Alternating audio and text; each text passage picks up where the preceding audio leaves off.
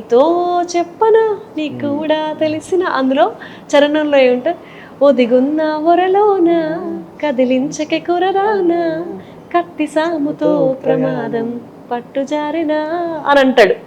నేను అది చిన్న వయసులో ఉన్నప్పుడు, అంటే నేను యంగ్గా ఉన్నప్పుడు ఆలోచించినప్పుడు ఏంటంటే మనోడు కత్తిలాంటోడు అనమాట, ఈ అమ్మాయి రొమాన్స్ అని మీదకి వస్తుంది కదా, ఒకవేళ ఈ అమ్మాయి మీదకి వచ్చి వీడు గుచ్చుతాడేమో లేకపోతే అలాంటిదేమో అని ఆలోచించాను నేను. But then after I give it a thought after some time where my mind is matured now, when I look at the whole story, Nandagopal అనే ఒక మనిషి వచ్చి పార్థు అనే ఒక క్యారెక్టర్ లో ఒదిగున్న వరలోన, అంటే ఐఎమ్ ప్లేయింగ్ దిస్ క్యారెక్టర్.